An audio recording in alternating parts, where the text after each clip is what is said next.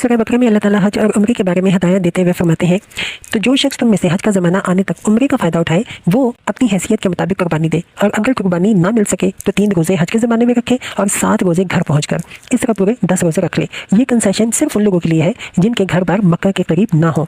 असल में अरब के लोगों में ज़माने जहलियत में ये तसव्वुर था कि एक ही सफ़र में हज और उम्रा दोनों एक साथ करना गुनाह अज़ीम है। उनकी खुद बनाई हुई शरीयत में उम्रे के लिए अलग और हज के लिए अलग सफ़र करना लाजमी था। अल्लाह ने इस कैद को उड़ा दिया और बाहर से आने वाले लोगों को यह रियायत दी कि वो एक ही सफ़र में उम्रा और हज दोनों कर लें। अलबत्ता जो लोग मक्के के आसपास मिकातों की हदूद के अंदर रहते हों उनको ये कंसेशन नहीं दी गई, उन्हें इस राय से मुस्तस्ना कर दिया गया, क्योंकि उनके लिए उम्रे का सफ़र अलग और हज का सफ़र अलग करना कुछ मुश्किल नहीं। मिकात बेसिकली वो जगह है जहाँ से लोग एहराम बांधते हैं। ये जो फरमाया है कि जो शख्स तुम में से हज का ज़माना आने तक उम्रे का फ़ायदा उठाए, हज का ज़माना आने तक उम्रे का फ़ायदा उठाने से मुराद ये है कि आदमी उम्रा करके एहराम खोल ले और उन तमाम पाबंदियों से आज़ाद हो जाए जो एहराम की हालत में लगाई गई थी।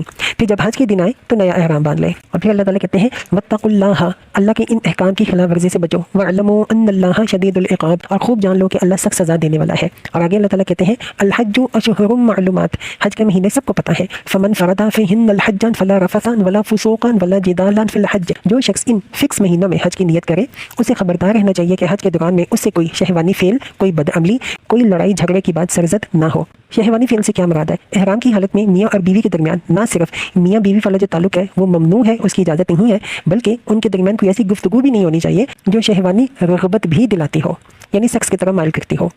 और कोई बदअमली से क्या मुराद है? इसमें तमाम गुनाह के जो काम है ना वो आ जाते हैं। वैसे तो गुनाह के जितने भी काम है वो खुद भी नाजायज़ ही हैं, लेकिन एहराम की हालत में इनका गुनाह बहुत सख्त गुनाह है।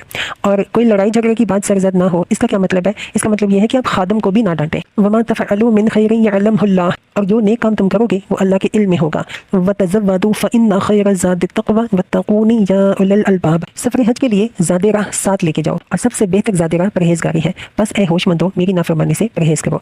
एक्चुअली इस जहलियत के ज़माने में हज के लिए अपने साथ राशन लेके जाना, साजो सामान लेके जाना, इसको अरब के लोग एक दुनियादाराना अमल समझते थे और एक मजहबी आदमी से ये उम्मीद की जाती थी कि वो अल्लाह के घर की तरफ दुनिया का सामान लिए बगैर जाएगा। तो इस आयत में उनके इस ख्याल को अल्लाह ताला ने रिजेक्ट कर दिया है और उनको बताया है कि ज़ादे राह या राशन ना लेना कोई खूबी नहीं है। असल खूबी खुदा का खौफ और उसके अहकाम की खिलाफ वर्जी से बचना और ज़िंदगी का पाकीज़ा होना है। जो मुसाफिर अपने अखलाक दुरुस्त नहीं रखता और खुदा से बेखौफ होकर बुरे अमल करता है, वो अगर राशन ज़ादे राह साथ ना लेकर सिर्फ ज़ाहिर में फ़कीरी की नुमाइश करता है तो इस फ़कीरी का कोई फ़ायदा नहीं। खुदा और खल्क दोनों की निगाह में ऐसा इंसान जलील होगा और अपने उस मजहबी काम की भी तौहीन करेगा जिसके लिए वो सफ़र कर रहा है। लेकिन अगर उसके दिल में खुदा का खौफ हो और उसके अखलाक अच्छे हों तो खुदा के यहाँ भी उसकी इज्जत होगी और मखलूक भी उसका एहतराम करेगी, चाहे उसके पास जितना मर्जी राशन हो, जितना मर्जी ज़ादे राह हो।